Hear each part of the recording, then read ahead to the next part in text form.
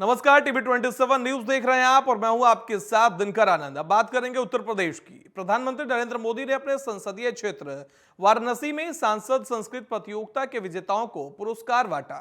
इस कार्यक्रम में मुख्यमंत्री योगी आदित्यनाथ भी मौजूद रहे। पीएम मोदी अपने संसदीय क्षेत्र वाराणसी दौरे के दूसरे दिन काशी हिंदू विश्वविद्यालय के स्वतंत्रता भवन में सांसद ज्ञान प्रतियोगिता, सांसद फोटोग्राफी प्रतियोगिता और सांसद संस्कृत प्रतियोगिता के प्रतिभागियों से संवाद किया और विजेताओं को पुरस्कृत किया। इस दौरान सीएम योगी ने कहा कि डबल इंजन की सरकार में तेजी से विकास हो रहा। प्रधानमंत्री मोदी ने अपने संबोधन में आगे कहा कि पूरे देश से और दुनिया के कोने कोने से भी ज्ञान, शोध और शांति की तलाश में लोग काशी आते हैं। हर प्रांत, हर भाषा, हर बोली, हर रिवाज के लोग काशी आकर बसे हैं। जिस स्थान पर ऐसी विविधता होती है वहीं नए विचारों का जन्म होता है। और ये सीधी तस्वीरें काशी सांसद प्रतियोगिता के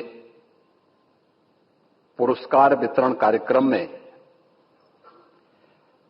आज हम सबको अपना मार्गदर्शन और आशीर्वाद प्रदान करने के लिए मंच पर उपस्थित काशी के लोकप्रिय सांसद, देश के यशस्वी प्रधानमंत्री और दुनिया के सबसे लोकप्रिय राजनेता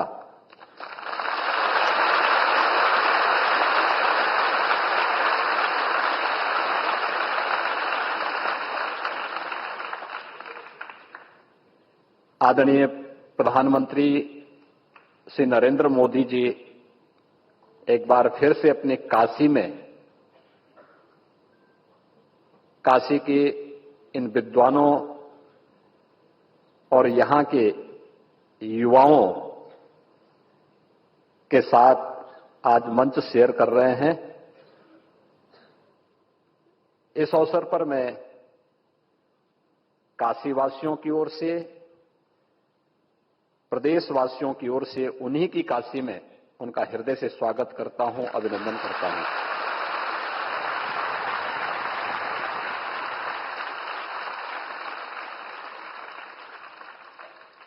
आदरणीय प्रधानमंत्री जी का काशी में आगमन दुनिया की सबसे प्राचीन सांस्कृतिक नगरी में आगमन ऐसे समय में हो रहा है जब 500 वर्षों की प्रभु श्री रामलला की वनवास के उस कालखंड को समाप्त करके उन्होंने अयोध्या धाम में प्रभु रामलला को। बढ़ते अगली खबर की ओर। 1000 करोड़ रुपए के बैंक लोन घोटाला मामले में समाजवादी पार्टी के नेता और बाहुबली विनय शंकर तिवारी के घर पर ईडी की छापेमारी जारी है। हरियाणा, यूपी सहित 3 राज्यों के दर्जनों ठिकानों पर सर्च ऑपरेशन चल रहा है। उत्तर प्रदेश में पूर्व बाहुबली नेता रहे हरिशंकर तिवारी के बेटे विनय शंकर तिवारी गोरखपुर में स्थित तिवारी जी का हाथा छावनी में तब्दील हो गया है। प्राप्त जानकारी के मुताबिक गंगोत्री इंटरप्राइजेस के नाम पर बैंक के करोड़ों रुपए के लोन के डिफॉल्ट का मामला सामने आ रहा है। करीब 3 घंटे से छापेमारी चल रही है। करीब 7 से 8 गाड़ियों से आए ईडी के अधिकारी। बता दें कि इससे पहले भी रेड पड़ चुकी है। विनय शंकर तिवारी बसपा से चिल्लूपार के विधायक रह चुके हैं। वही हरिशंकर तिवारी के बड़े बेटे विष्णु शंकर तिवारी और कुशल तिवारी संत कबीर नगर से सांसद रहे हैं। तो सपा नेता हरिशंकर तिवारी के बेटे विनय शंकर तिवारी के घर पर रेड जारी है। आपको बता दें गोरखपुर समेत कई ठिकानों पर ईडी की रेड चल रही है। तो सपा नेता विनय शंकर तिवारी के घर पर रेड जारी है। आपको बता दें कि यह रेड बैंक लोन घोटाले से जुड़ी हुई है। बता दें आपको कि ईडी के अधिकारी विनय शंकर तिवारी से पूछताछ कर रहे हैं। इस दौरान पूर्व सांसद विष्णु शंकर तिवारी से भी पूछताछ की गई है। वहीं इस दौरान ईडी के अधिकारी अर्धसैनिक बलों के साथ आधा दर्जन गाड़ियों के साथ उनके आवास पर पहुंचे।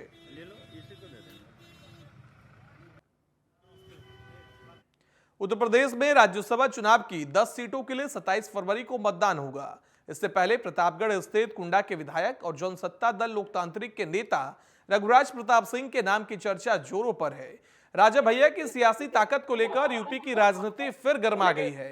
राजा भैया की पार्टी के पास सिर्फ 2 विधायक हैं, जिसमें एक वो खुद हैं, लेकिन यूपी के राजनीतिक हालात इस समय ऐसे हैं कि 2 विधायक बहुत ज्यादा अहम हैं।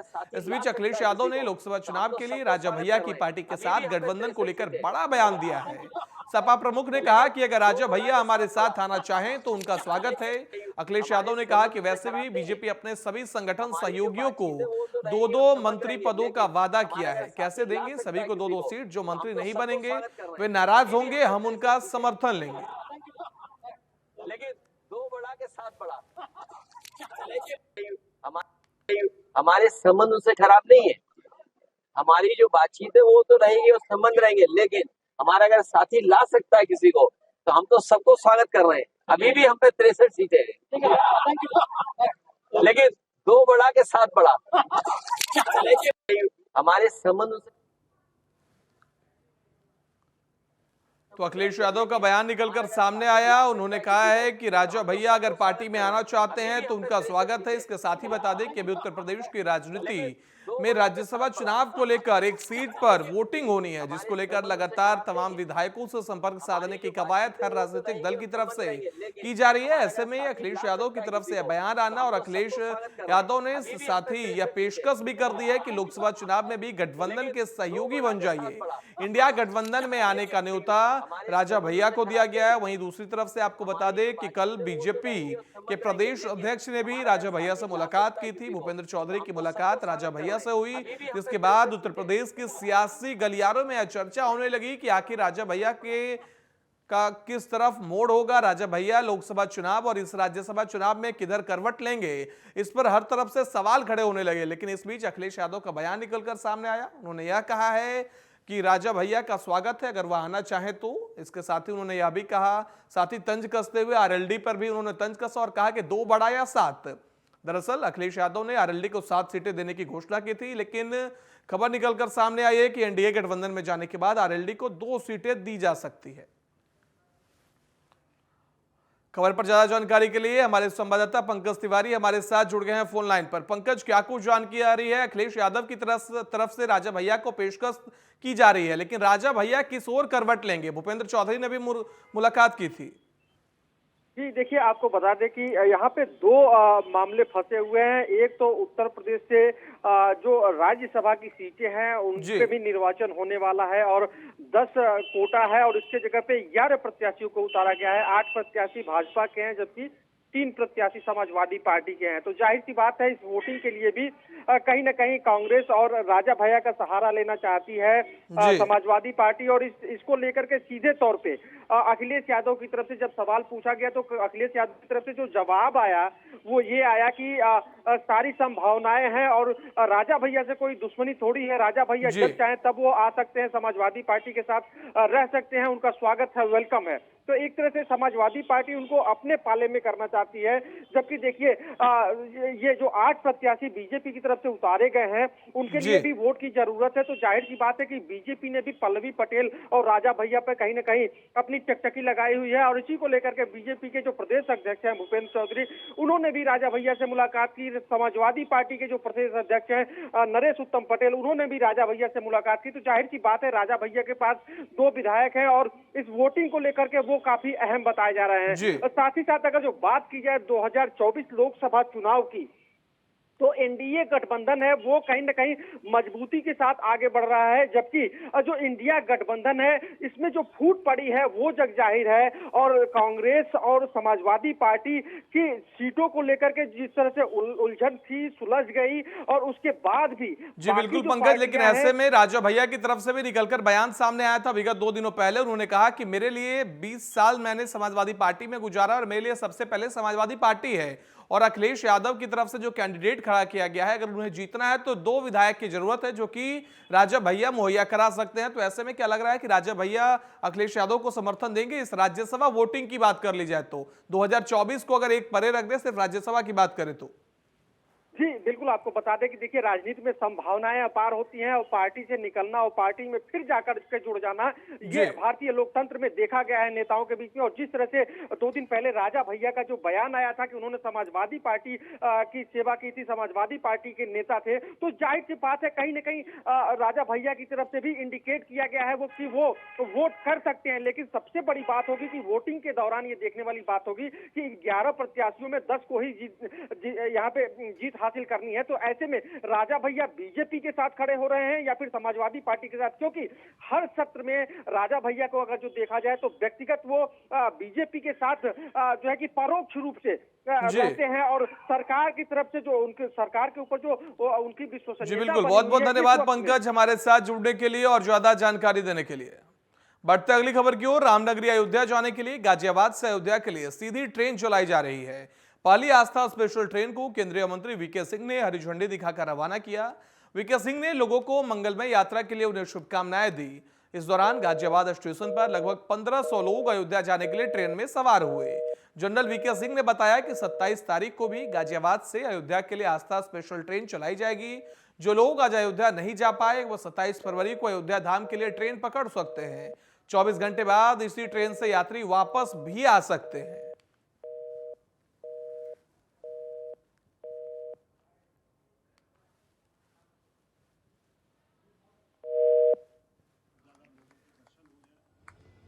कोशिश है कि आपकी पूरी यात्रा और रामलला के दर्शन अच्छे तरीके से हो, ताकि जब आप आए तो आप कह सकें कि 500 साल के बाद एक भव्य मंदिर जो बना है जहां रामलला आज विराजमान है, आप उसके दर्शन करके आए, आप वहां से आशीर्वाद लेकर आए और अब आप देश के लिए और काम करने को तैयार हैं।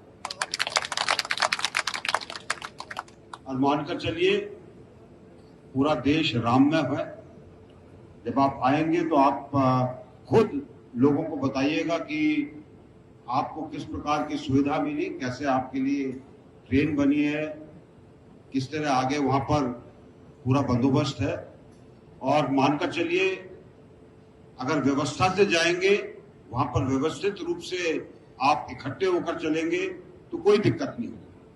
वो थोड़ी अव्यवस्था हो जाती है तब दिक्कत आती है जब एक दूसरे को हम धक्का मारने लगते हैं। कोई आराम से जाइएगा, सब चीज वहां पर ट्रस्ट ने बहुत अच्छे तरीके से व्यवस्था की हुई है। प्रदेश की तरफ से अच्छी व्यवस्था है, खाने के लिए बंदोबस्त है, शांति के साथ ग्रहण करिए प्रसाद वहां पर और उसके बाद इसी ट्रेन के अंदर वापस आइए और अपने जो आपने महसूस किया उसको सब लोगों को बताइए और हमको भी बताइए, ताकि और उसके अंदर कोई अगर ठीक करना तो उसको ठीक किया जाए। तो मैं पुनः आप सबको बहुत बहुत शुभकामनाएं देता हूं और अब आप अपने अपने डब्बे में जाकर बैठिए। जो लोग व्यवस्था में हैं जरा जाकर देखें कि सब लोग ठीक तरह से बैठ गए हैं, ताकि ट्रेन अपने टाइम पर चल सके। बहुत बहुत धन्यवाद आपको और बहुत बहुत शुभकामनाएं। अगली खबर प्रयागराज से है, जहां इलाहाबाद हाईकोर्ट में कृष्ण जन्मभूमि का मामला है। शाही ईदगाह मामले में मस्जिद हटाने की मांग पर आज सुनवाई की जाएगी। मुस्लिम पक्ष की ओर से दलीलें पेश की जा रही हैं। हाईकोर्ट 18 अर्जियों पर आज एक साथ सुनवाई करेगा। ठीक दोपहर 2 बजे इलाहाबाद हाईकोर्ट में इस मामले को लेकर सुनवाई की जाएगी। तो बड़ी जानकारी श्री कृष्ण जन्मभूमि और शाही ईदगाह मस्जिद को लेकर है, जहां मस्जिद को हटाने की मांग पर आज सुनवाई होगी। आपको बता दें कि मुस्लिम पक्ष की ओर से पेश की जा रही हैं लगातार दलीलें, लेकिन हाईकोर्ट 18 अर्जियों पर आज एक साथ सुनवाई करेगा। दोपहर 2 बजे इलाहाबाद हाईकोर्ट सुनवाई करेगा। तो बड़ी जानकारी आपको बता दें श्री कृष्ण जन्मभूमि और शाही ईदगाह मस्जिद मामले को लेकर है, जो कि प्रयागराज इलाहाबाद हाईकोर्ट में विचाराधीन है। आज मामले को लेकर दोपहर 2 बजे इस पर सुनवाई की जाएगी।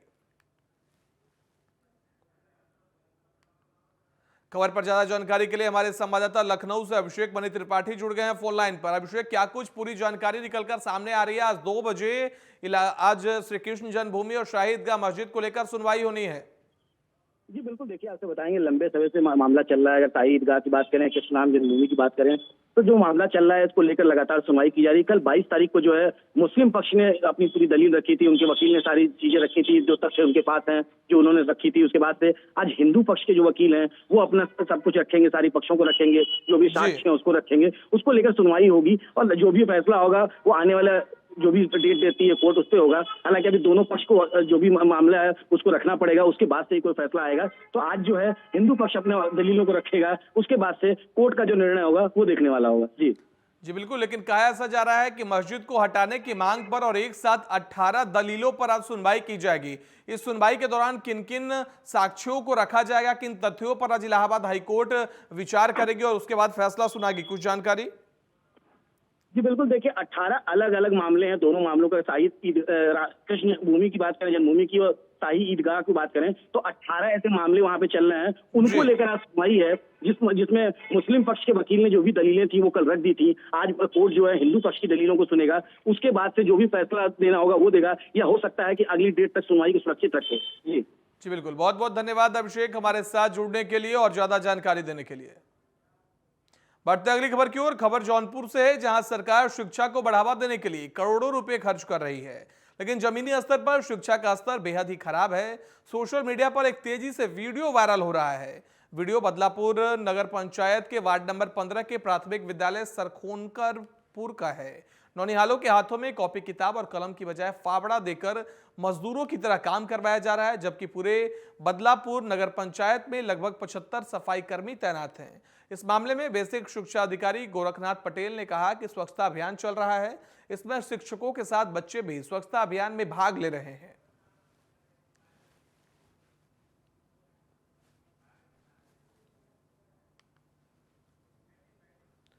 तो जौनपुर का यह पूरा मामला है, जहां बच्चों से झाड़ू लगवाया जा रहा है, फावड़ा देकर उनसे काम कराया जा रहा है, जिसका वीडियो तेजी से सोशल मीडिया पर वायरल हो रहा है। आपको बता दें कि एक तरफ सरकार लगातार शिक्षा को लेकर स्कूलों पर लगातार खर्च कर रही है, तो दूसरी तरफ बच्चों से काम कराने का वीडियो वायरल हो रहा है और तमाम तरह के सवाल खड़े हो रहे हैं।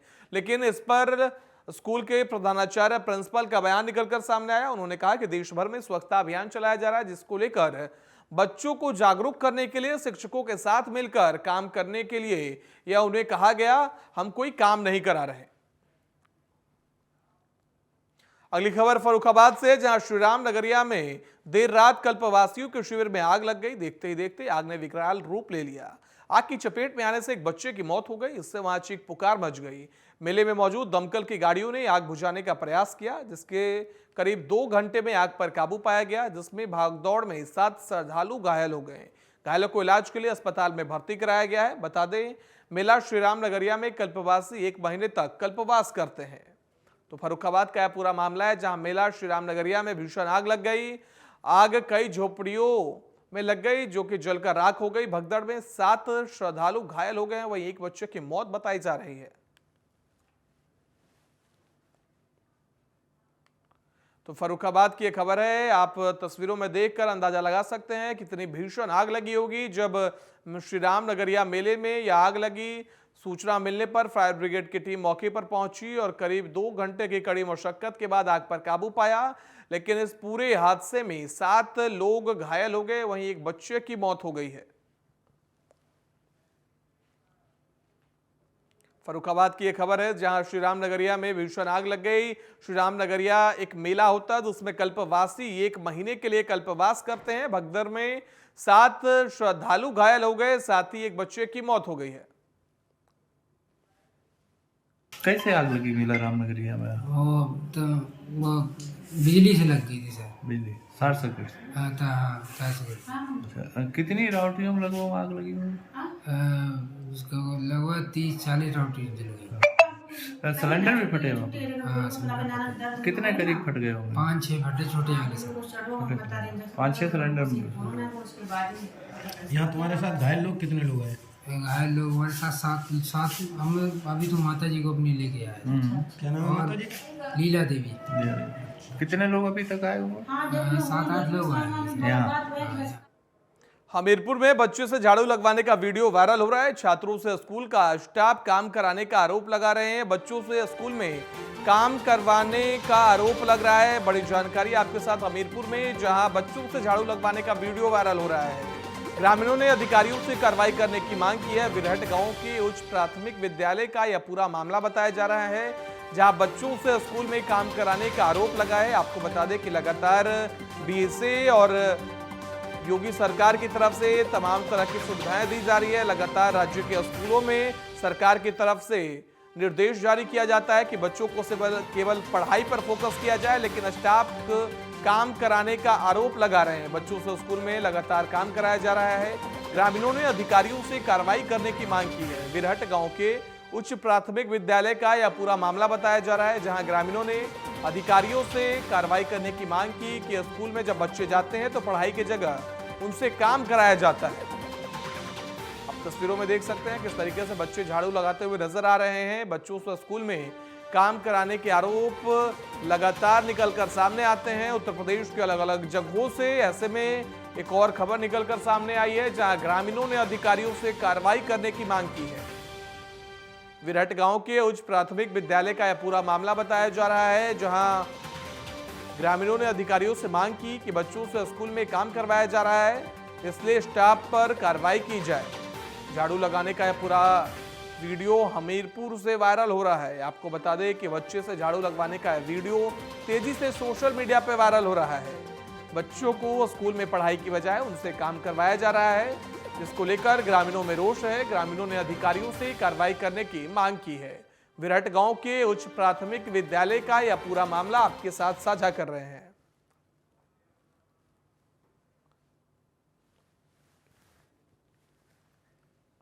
तो बिरहट गांव के उच्च प्राथमिक विद्यालय का यह पूरा मामला आप तस्वीरों में देखिए किस तरीके से बच्चों से झाड़ू लगवाया जा रहा है। साथ ही एक युवक खड़ा है, शायद वह स्कूल के स्टाफ या टीचर हो सकते हैं, जिन्होंने झाड़ू लगाने का तरीका बताया और बच्चे झाड़ू लगाते हुए नजर आ रहे हैं। बिरहट गांव के उच्च प्राथमिक विद्यालय का यह पूरा मामला आपके साथ साझा कर रहे हैं।